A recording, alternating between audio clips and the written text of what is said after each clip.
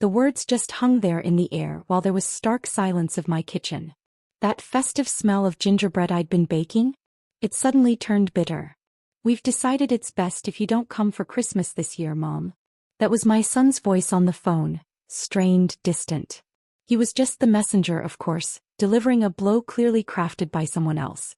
A message that shattered a lifetime of holiday traditions and a mother's heart in one brutal sentence. This wasn't just about missing a holiday. It was like a giant neon sign flashing that years of unspoken tension had finally and irrevocably boiled over. This casual cruelty from my daughter-in-law, Sarah, pushed me to a drastic decision. A decision that would flip their carefully arranged world upside down and, honestly, give me a kind of peace I hadn't realized I desperately needed. Quick pause before we continue. Tell us where in the world you're watching from. And if you're loving stories like this, make sure to hit subscribe, because tomorrow's episode is absolutely mind-blowing.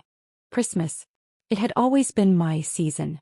Ever since my son Mark was born, I'd poured my heart into making holidays magical. The smell of pine and cinnamon, all those twinkling lights, the gifts I'd picked out so carefully. That's how I built our family memories. When Mark married Sarah 10 years ago, I pictured extending all that warmth, bringing her into our traditions, maybe even starting some new ones together.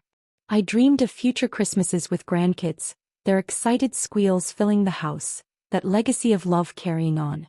But that lovely picture? It started to fray so slowly at first I barely noticed. Sarah. She was a puzzle wrapped up in polite smiles that never quite reached her eyes, especially when she looked at me. In the early days I told myself I was just being oversensitive, a mom learning to share her son. Mark was head over heels for her, and for his happiness I figured I could overlook almost anything. I really did try to build a bridge. I invited her to lunch, always remembered her birthday with something thoughtful, offered to help when they got their first tiny apartment. Never pushing, always waiting to be asked. But that unspoken tension? It was always there, like a quiet hum just beneath the surface. It was in how she'd subtly correct me in front of Mark. How my suggestions always got a tight smile and an immediate counteroffer, or how plans would suddenly change if I seemed too keen on them. She just had this way of making me feel like an outsider in my own son's life, like a guest whose welcome mat could be pulled out from under her at any moment. Still, I never stopped supporting them.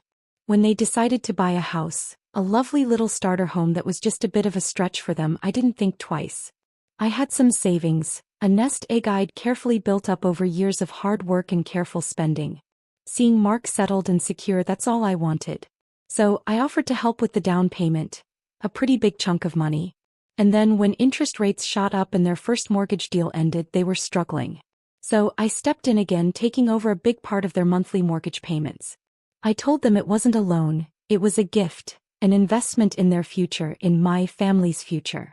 I never kept score, never expected a thank you card. It's just what moms do, or so I thought. That financial lifeline, I realize now, they probably didn't see it as generosity. I think they saw it as something they were entitled to. They took the help, alright, no problem there, but the warmth, the inclusion, the basic respect I hoped for in return? That seemed to shrink with every check I wrote. It was a bitter pill to swallow, slowly realizing that all my love and sacrifice might just look like an obligation to them, or worse, a weakness they could use. The holidays, which should have been about family connection, just became the clearest reminder of how far apart we were drifting. Each Christmas felt a bit colder, a bit more strained. Sarah's control over everything became total. My role? I was becoming more like someone on the sidelines, politely tolerated but hardly ever truly welcomed. The years leading up to that Christmas, the one I was banned from, felt like death by 1,000 tiny cuts. Each one was delivered with such chilling precision, it made me wonder if I was imagining the malice. Sarah's cruelty wasn't usually obvious. She was too smart for that. It was in the sneaky things she did, the subtle digs, the constant undermining that just wore down my confidence and made me feel like I didn't belong. I remember one Easter a couple of years before. I'd spent weeks planning a beautiful garden party. I'd always hosted Easter even when Mark was little. It was my holiday in a way. I'd lovingly made all of Mark's childhood favorites. The day before, Sarah called, her voice all sugary sweet. "Oh, Susan," she said, "we've just had the most spontaneous idea. Some friends invited us to their lake house for the weekend. Such a rare chance. We'll have to miss Easter with you, I'm afraid. Mark sends his love." Just like that. No discussion, no sorry for the late notice, just a cheerful brush off of weeks of my work. Mark called later, mumbling apologies that sounded like she'd fed him the lines. It didn't help much. I ate alone that Easter, surrounded by food that suddenly tasted like ash. Then there was the whole grandchild thing. Or rather, the fact they didn't have any and how Sarah used it. Mark and I had talked about how much I'd love to have grandchildren. Just a natural, gentle hope from a mother. But somehow Sarah twisted that into me, pressuring them.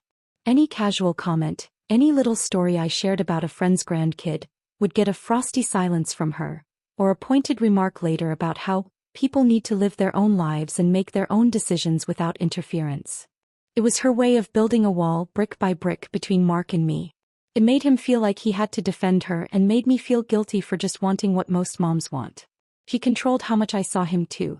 My calls to Mark often went unanswered, and then hours later, Sarah would call back, saying Mark was terribly busy or just needs to relax. My visits, which used to be spontaneous and welcome, became scheduled appointments that often got changed or cut short. If I did get to see Mark alone, he seemed distracted, almost anxious, like he was waiting for Sarah to walk in.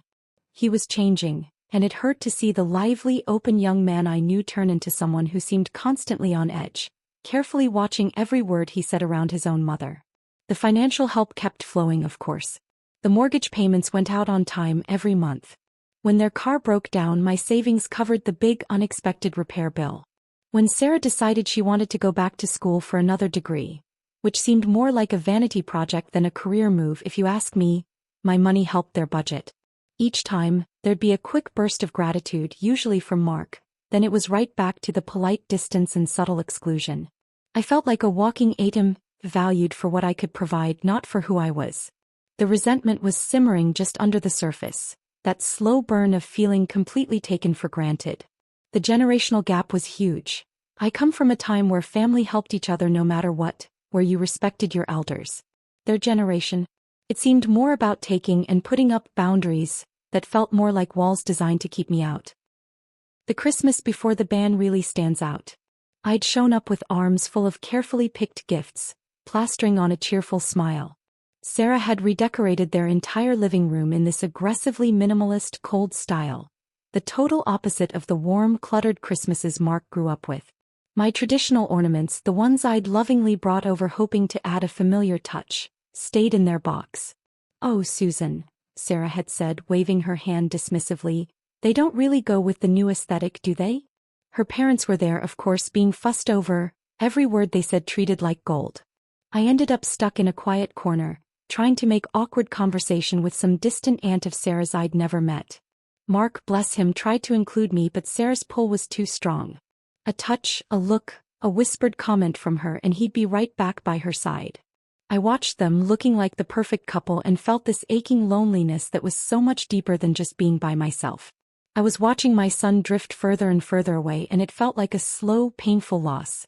As that holiday season got closer, I found myself dreading it, a feeling I'd never had before. I hadn't heard a thing about their plans. Usually by early December there'd be some talk, even a quick chat about what we were doing. This year, silence. I tried calling Mark a few times, but it just went to voicemail. I sent a cheerful text, looking forward to hearing about Christmas plans. No reply. A knot of anxiety started tightening in my stomach. I told myself I was being silly, they were just busy. But some deeper instinct, sharpened by years of Sarah's quiet mind games, told me something was wrong. I started baking like I always did, filling my house with Christmas smells, trying desperately to bring back that festive feeling, to fight off the darkness I felt creeping in. And it was right then, surrounded by the ghosts of Christmases past and the smell of gingerbread that would never be eaten together, that the phone finally rang. It's a terrible feeling, isn't it? To feel like an outsider in your own family, especially during times that are meant to be about togetherness.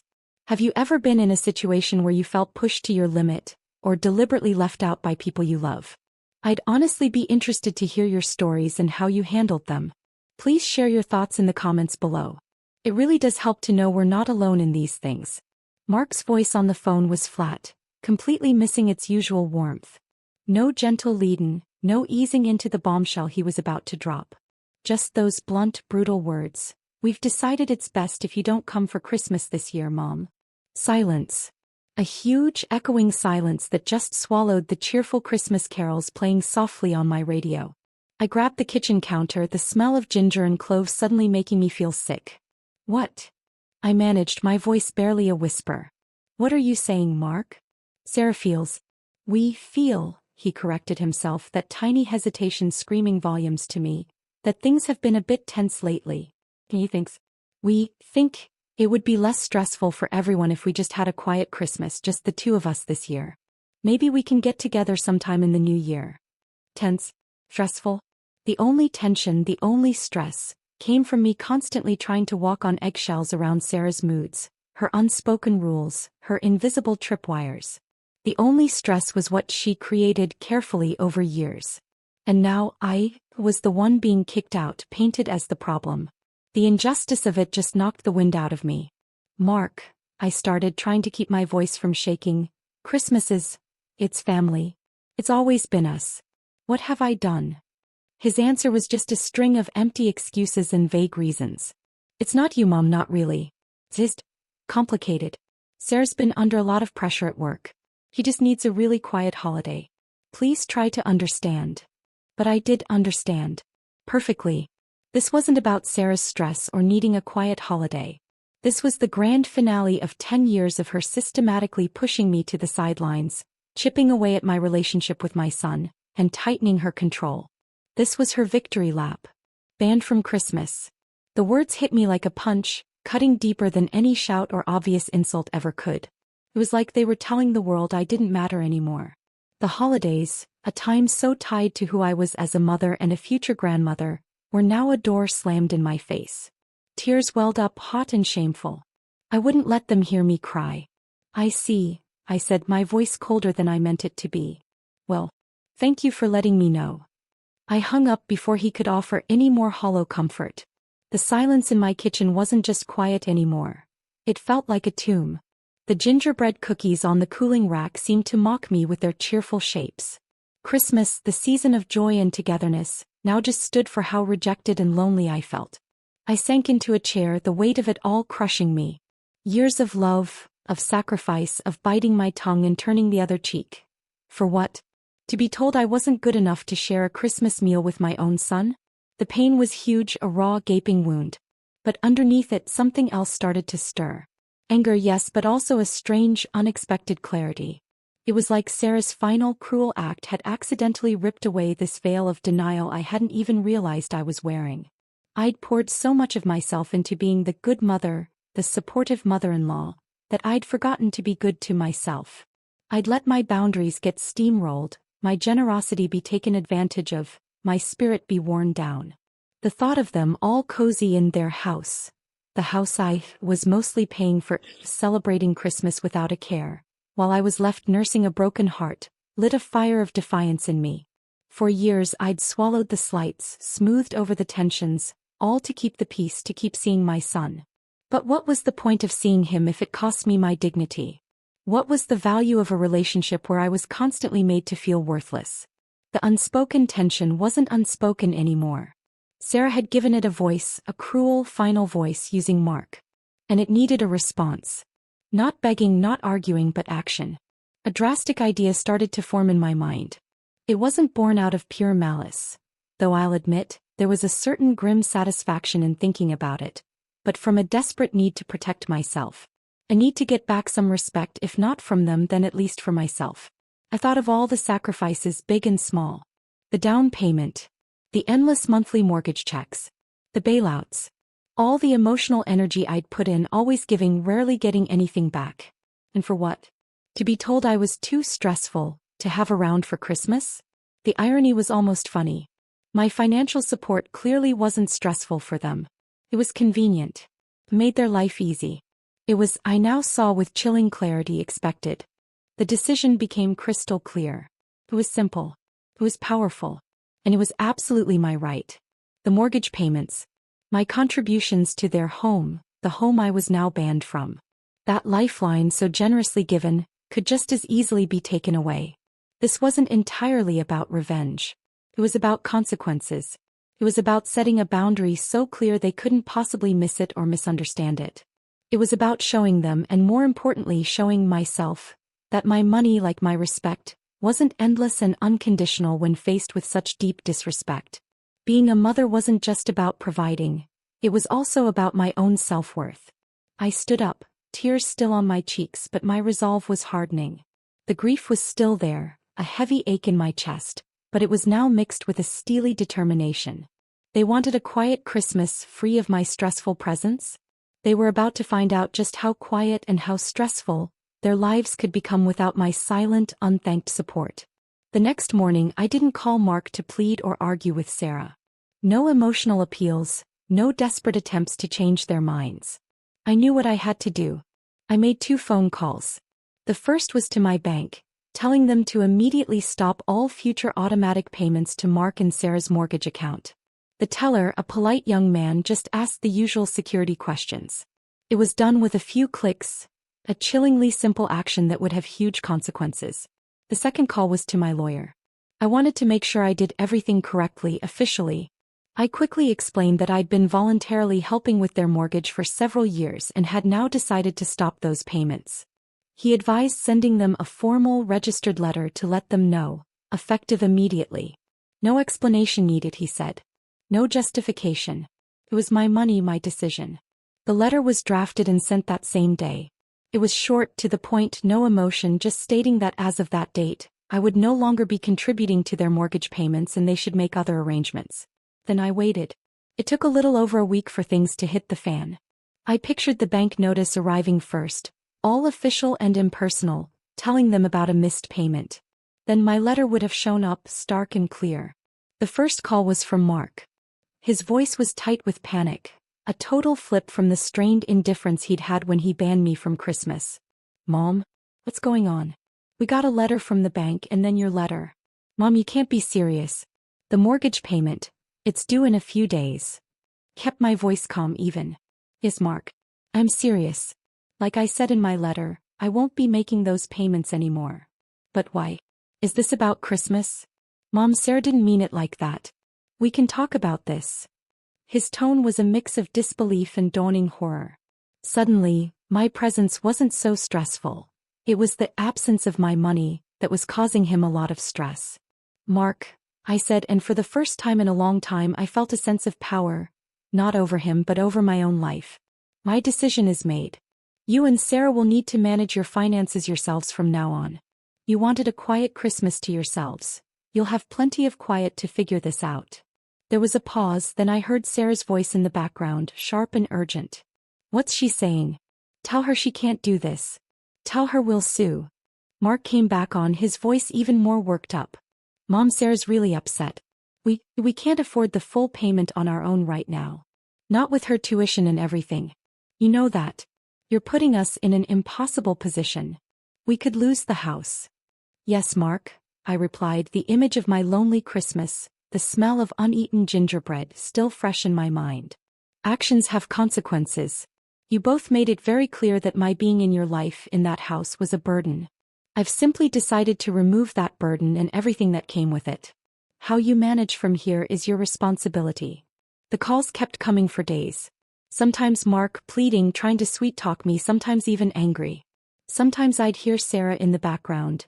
She never spoke to me directly, shouting instructions to Mark. "Tell her she's being vindictive. Tell her she's ruining our lives." Their carefully built world, resting on the foundation of my silent financial help, was indeed being turned upside down. They tried to get people on their side. I heard from my sister that Sarah had been calling relatives, painting me as a cruel, manipulative old woman trying to make them homeless out of spite. A few believed her or pretended to, but most people knew how generous I'd always been with Mark, and saw Sarah's story for the self-serving lie it was. The bank, of course, didn't care about their distress. Mortgage payments aren't optional. They scrambled, I found out later, trying to find the money. Sarah apparently had to drop her expensive postgraduate course. They had to cancel a winter vacation they'd planned. The little luxuries they'd taken for granted, the dinners out, the designer clothes Sarah loved, all stopped just like that. Just how shaky their finances were without my support became painfully obvious to them. They'd been living way beyond what they could actually afford, comfortably cushioned by my generosity. a generosity they'd repaid with contempt and exclusion.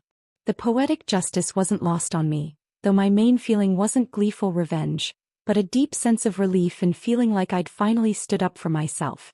I was no longer their safety net. I was no longer the invisible pillar holding up their lifestyle. I was simply Susan, a woman who had finally decided her own dignity came first. Christmas Day came, and for the first time in as long as I could remember, I wasn't rushing, I wasn't stressed, I wasn't trying to tiptoe through the minefield of Sarah's expectations. My house was quiet, yes, but it was a peaceful quiet. My sister had invited me to join her family, but I politely said no. I needed this Christmas for myself. A day of quiet reflection, a day to take back my own space and spirit. I made myself a simple, lovely meal. I watched old movies. I read a book. There were moments of sadness, definitely, a lingering ache for the Christmases we used to have, for the son I felt like I was mourning. But stronger than that sadness was this amazing sense of freedom. The weeks that followed were a revelation. Without the constant low-level anxiety of dealing with Sarah, without the financial drain, without the emotional weight of feeling unappreciated, I felt lighter, stronger.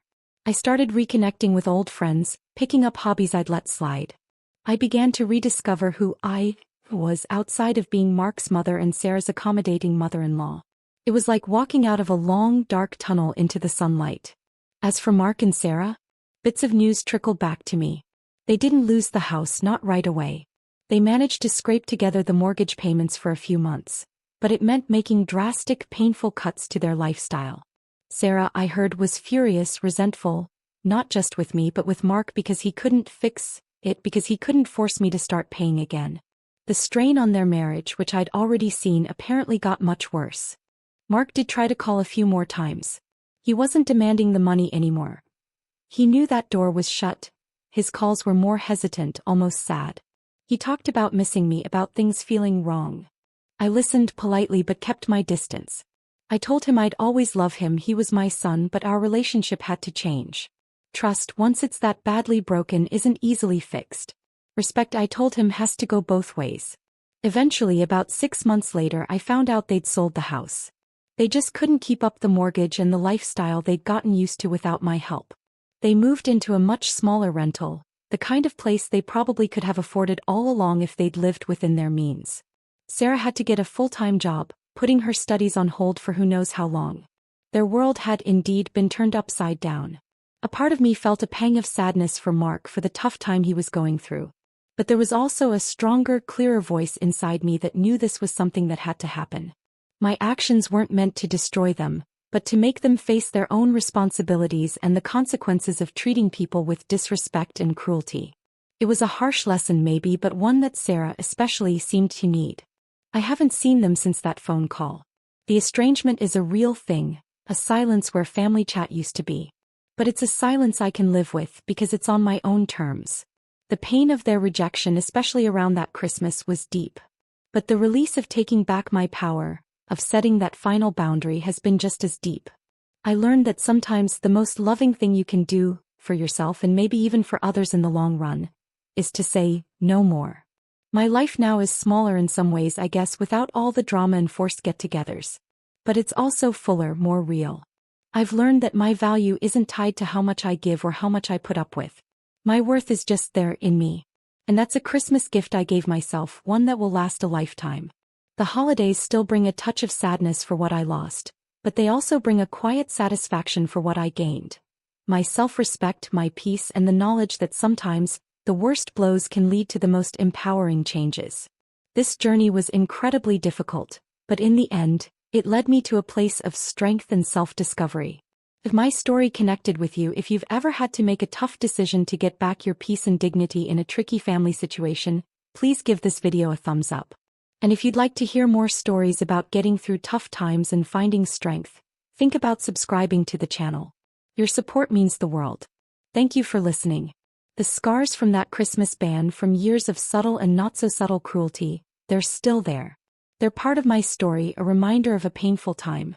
But they don't define me anymore. What defines me now is the courage I found to say, enough. The strength I discovered in choosing my own well-being over the toxic situation that had trapped me. It wasn't about revenge. It was about getting back my life, my resources, and my peace of mind. The holidays are different now, quieter maybe, but they're filled with a genuine contentment that was missing for so long. And as I look towards future Christmases, I do it with a lighter heart, knowing that true family isn't about obligation or appearances, but about mutual love, respect, and kindness, values I now give first and foremost to myself.